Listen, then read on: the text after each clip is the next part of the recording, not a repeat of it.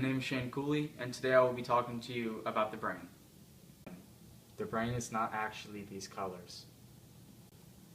The yellow part of the brain is the occipital lobe. The occipital lobe processes visual messages sent to the brain from the retinas. The retinas send the messages to the posterior pole of the occipital lobe, otherwise known as the V1 or visual lobe. The V1 processes color detection, depth perception, and motion detection. After passing through the V1, the messages are turned into images by the upper occipital lobe and parts of the frontal lobe. The green part of the brain is the parietal lobe. The parietal lobe processes touch through neurons that pass through the thalamus from the skin and tongue. It also processes sensory information from the ears and eyes. The gray part of the brain is the frontal lobe. The frontal lobe is made up of 4 different parts: the prefrontal cortex, the orbitofrontal cortex, the primary motor cortex, and the premotor cortex. The orbitofrontal cortex is the anterior and medial part of the prefrontal cortex. This part of the brain creates humans' ability for moral judgment. Patients with damaged orbitofrontal cortexes can have impaired judgment and many diseases.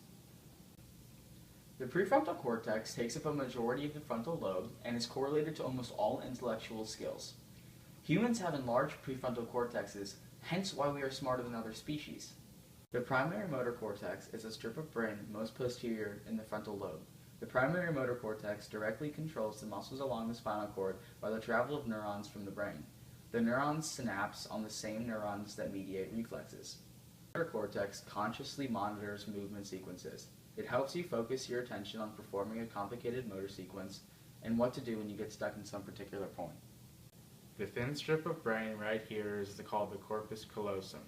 The corpus callosum is a collection of nerve fibers found in mammals' brains. It connects the right and left side of the brain and is responsible for communication to each side. It is a white matter structure, unlike most of the brain, which is gray matter. The brown part of the brain is called the temporal lobe.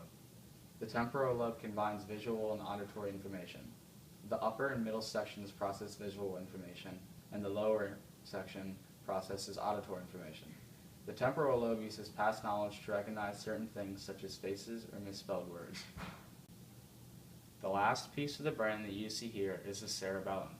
The cerebellum is thought of by scientists to be the simplest part of the brain, because almost all species have one like ours.